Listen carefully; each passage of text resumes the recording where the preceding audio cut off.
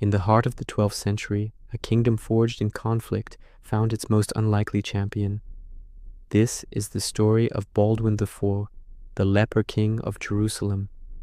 Imagine a young prince, tutored by the famed historian William of Tyre. One day, during a playful scuffle with his friends, William noticed something strange. While the other boys cried out when pinched, young Baldwin felt nothing on his right arm. A chilling realization dawned. The prince had leprosy. In an era where this disease meant being cast out, a death sentence for one's social life, Baldwin's future seemed bleak.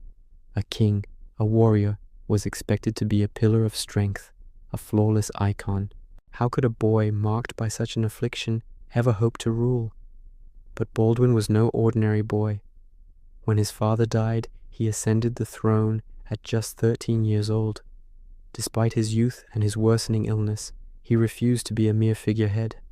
He learned to ride a horse with only one hand, his legs numb, his body racked with pain. He was determined to lead his people, not from the comfort of a palace, but from the front lines. At the tender age of 16, Baldwin faced his greatest test. The mighty Saladin, one of history's most formidable military leaders, marched on Jerusalem with an army of over 26,000 soldiers. Baldwin, with only a few hundred knights and a few thousand infantry, was vastly outnumbered. Advisors urged him to stay behind, to protect himself. But Baldwin refused. He had the true cross, a sacred relic, carried before his small army. He rode at the head of his men, his hands bandaged to hide his sores, his face partially covered by a mask.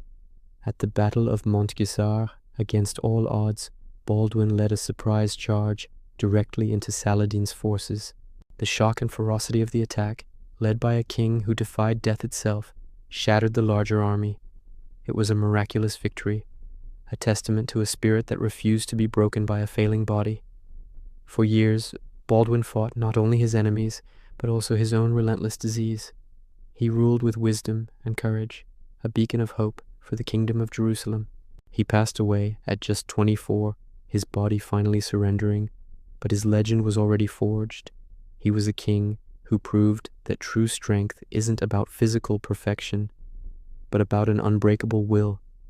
His story reminds us that even in the face of insurmountable odds, courage can change the course of history. Thanks for watching. If you were inspired by the story of the Leper King, don't forget to like, share, and subscribe for more tales of incredible figures from history. See you next time.